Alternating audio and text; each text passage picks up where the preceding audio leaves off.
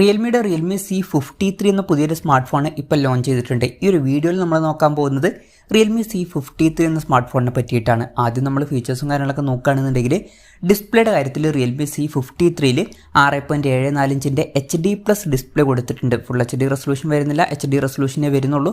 പക്ഷേ വില 10,000 രൂപയ്ക്ക് താഴെയാണ് വരുന്നത്. ആ ഒരു പ്രൈസ് റേഞ്ചിൽ അത് വലിയൊരു കംപ്ലയിൻ്റ് ആയിട്ട് പറയാൻ പറ്റില്ല. എന്നാലും ചില ഫോണുകളിലൊക്കെ ഫുൾ HD റെസൊല്യൂഷനൊക്കെ ആ ഒരു പ്രൈസ് റേഞ്ചിൽ വരുന്നുണ്ട്. പിന്നെ LCD പാനലാണ് ഇതിൽ ഉപയോഗിച്ചിരിക്കുന്നത്. ഡിസ്പ്ലേയിൽ 90 ഹെർട്സിൻ്റെ റിഫ്രഷ് റേറ്റ് സപ്പോർട്ട് ചെയ്യുന്നുണ്ട്. അത് നല്ലൊരു കാര്യം തന്നെയാണ്. 180 ഹെർട്സിൻ്റെ ടച്ച് സാമ്പിളിംഗ് റേറ്റും ഇതിൽ വരുന്നുണ്ട്. ഫോണിൻ്റെ ഫ്രണ്ടിൽ വാട്ടർ ഡ്രോപ്പ് നോച്ച് ഡിസൈനുള്ള നോച്ച് കൊടുത്തിട്ടുണ്ട്.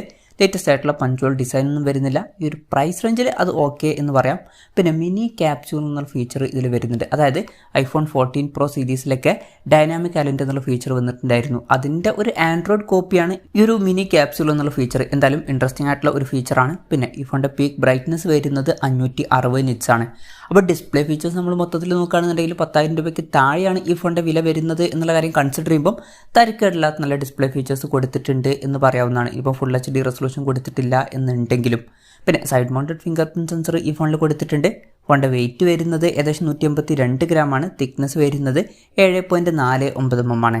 ഈ ഫോണിൻ്റെ ചാമ്പ്യൻ ഗോൾഡ് അതുപോലെ തന്നെ മൈറ്റി ബ്ലാക്ക് എന്നീ 2 കളർ വേരിയൻസ് ആണ് ഇപ്പോൾ ലോഞ്ച് ചെയ്തിരിക്കുന്നത്. പ്രോസസ്സറിൻ്റെ കാര്യത്തിലോട്ട് വരികയാണെന്നുണ്ടെങ്കിൽ ഈ ഒരു ഫോണിൽ unisoc T612 എന്ന പ്രോസസ്സർ കൊടുത്തിട്ടുണ്ട്. 10,000 രൂപ പ്രൈസ് റേഞ്ചിൽ ഈ പ്രോസസ്സർ എങ്ങനെയുണ്ടെന്ന് വെച്ചാൽ ഒരിക്കലും ബെസ്റ്റ് ആണ് എന്നൊന്നും പറയാൻ പറ്റില്ല. ജസ്റ്റ് ആവറേജ് ആയിട്ടുള്ള പ്രോസസ്സർ മാത്രമാണ്. അപ്പം അത്ര മികച്ചൊരു പ്രോസസ്സറൊന്നും ഇതിൽ കൊടുത്തിട്ടില്ല. പിന്നെ ഇതിൽ മാക്സിമം 4G സപ്പോർട്ടാണ് വരുന്നത്, 5G സപ്പോർട്ടൊന്നും വരുന്നില്ല. ഈ ഫോണിൽ 6GB റാമും 128GB ഇൻറ്റേർണലും വരുന്നുണ്ട്. അത് നല്ലൊരു കാര്യം തന്നെയാണ്. LPDDR4Xൻ്റെ റാമാണ് ഇതിൽ ഉപയോഗിച്ചിരിക്കുന്നത്. മെമ്മറി എക്സ്പാൻഡ് ചെയ്യണമെന്നുണ്ടെങ്കിൽ ഡെഡിക്കേറ്റഡ് മെമ്മറി കാർഡ് സ്ലോട്ട് ഈ ഫോണിൽ കൊടുത്തിട്ടുണ്ട്. അതായത് 2 സിം യൂസ് ചെയ്യുമ്പോൾ തന്നെ ഒരു മെമ്മറി കാർഡ് നമുക്ക് സെപ്പറേറ്റ് ആയിട്ട് യൂസ് ചെയ്യാം. വെർച്വൽ റാം എന്നുള്ള ഫീച്ചറും ഇതിൽ വരുന്നുണ്ട്. അതായത് എക്സ്ട്രാ റാം വേണ്ട സമയത്ത് ഇൻറ്റേർണൽ മെമ്മറിയിൽ നിന്ന് കുറച്ച് മെമ്മറി എടുത്തിട്ട് അത് റാമായിട്ട് യൂസ് ചെയ്യും. അങ്ങനെ 6GB റാം വരെ എക്സ്ട്രാ ലഭിക്കുന്നതായിരിക്കും.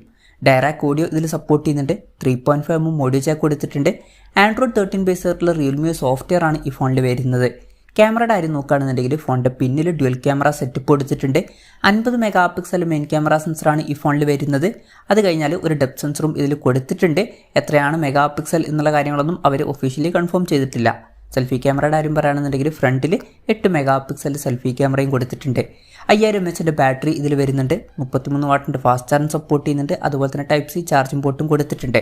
അപ്പം 10,000 രൂപയ്ക്ക് താഴെ വരുന്ന ഫോണിൽ തന്നെ 33 വാട്ടിൻ്റെ ഫാസ്റ്റ് ചാർജ് സപ്പോർട്ട് ചെയ്യുന്നുണ്ട്. അത് നമുക്ക് എടുത്തു പറയേണ്ട ഫീച്ചേഴ്സിൻ്റെ ലിസ്റ്റിൽ പറയാവുന്നതാണ്. അപ്പം ഇതൊക്കെയാണ് മൊത്തത്തിൽ ഫീച്ചേഴ്സിനെ പറ്റി പറയാനുള്ള കാര്യങ്ങൾ. പിന്നെ ഈ ഒരു സ്മാർട്ട് ഫോൺ ഇപ്പം ഇന്ത്യൻ മാർക്കറ്റിൽ ലോഞ്ച് ചെയ്തിട്ടില്ല.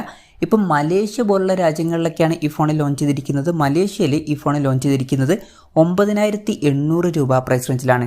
ആ ഒരു പ്രൈസ് റേഞ്ചിൽ ഈ പറഞ്ഞിട്ടുള്ള ഫീച്ചേഴ്സ് എങ്ങനെയുണ്ടെന്ന് വെച്ചാൽ അത്യാവശ്യം തരക്കേടില്ലാത്ത ഫീച്ചേഴ്സാണ്. ഇപ്പോൾ ഡിസ്പ്ലേയിൽ ഫുൾ HD റെസൊല്യൂഷനൊന്നും കൊടുത്തിട്ടില്ലെങ്കിലും കൂടിയ റിഫ്രഷ് ആയിട്ട് സപ്പോർട്ട് ചെയ്യുന്നുണ്ട്. മിനി ക്യാപ്സ്യൂൾ എന്നുള്ള ഫീച്ചറൊക്കെ വരുന്നുണ്ട്. അതൊക്കെ നല്ല കാര്യങ്ങൾ തന്നെയാണ്. അതുപോലെ തന്നെ ബാറ്ററിയുടെ കാര്യത്തിൽ 33 വാട്ടിൻ്റെ ഫാസ്റ്റ് ചാർജ് സപ്പോർട്ടും വരുന്നുണ്ട്. പിന്നെ പ്രോസസ്സർ അത്ര ബെസ്റ്റ് അല്ല എന്നുള്ളൊരു കാര്യം വരുന്നുണ്ട്. എന്നാലും വലിയ തരക്കേടില്ല. പിന്നെ വേറൊരു കാര്യം എന്താ വെച്ചാൽ മുമ്പ് ഇന്ത്യൻ മാർക്കറ്റിൽ റിയൽമി നാർസോ N53 എന്നൊരു സ്മാർട്ട് ഫോൺ ലോഞ്ച് ചെയ്തിട്ടുണ്ടായിരുന്നു. ആ ഒരു ഫോണിൻ്റെ ഒരു റീബ്രാൻഡഡ് വെർഷനാണ് റിയൽമി C53 എന്ന smart phone.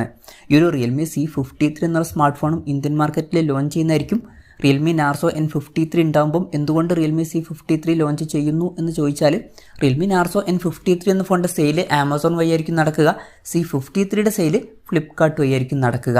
Realme Narzo N53 എന്ന സ്മാർട്ട് ഫോൺ 11,000 രൂപ പ്രൈസ് റേഞ്ചിലാണ് ഇന്ത്യൻ മാർക്കറ്റിൽ ലോഞ്ച് ചെയ്തിട്ടുള്ളത്. അപ്പം ഈ ഒരു റിയൽമി C53 എന്ന സ്മാർട്ട് ഫോണും ഇന്ത്യൻ മാർക്കറ്റിൽ ഒരു 11,000 രൂപ പ്രൈസ് റേഞ്ചിലായിട്ട് ലോഞ്ച് ചെയ്തേക്കാം. അപ്പം മലേഷ്യൻ പ്രൈസിങ്ങിനേക്കാളും കുറച്ചും കൂടി കൂടാൻ ചാൻസ് ഉണ്ട്. എന്തായാലും കൺഫേം ആയിട്ടില്ല. പിന്നെ ഇന്ത്യയിലെ ലോഞ്ച് ഡേറ്റിനെ പറ്റിയിട്ടുള്ള കൂടുതൽ കാര്യങ്ങളൊക്കെ അറിയുമ്പോൾ അതിനെ പറ്റിയിട്ടുള്ള വീഡിയോസൊക്കെ നമ്മൾ ചെയ്യുന്നതായിരിക്കും.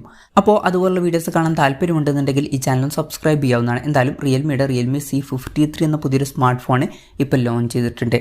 10,000 രൂപയ്ക്കൊക്കെ താഴെ ചില ഇൻട്രസ്റ്റിംഗ് ആയിട്ടുള്ള ഫീച്ചേഴ്സൊക്കെ വരുന്നുണ്ട് എന്ന് പറയാവുന്നതാണ്. എന്തായാലും റിയൽമി C53 എന്ന സ്മാർട്ട് ഫോണിനെ പറ്റിയിട്ടുള്ള നിങ്ങളുടെ അഭിപ്രായം ജസ്റ്റ് ഒന്ന് കമൻറ്റ് ചെയ്യുക.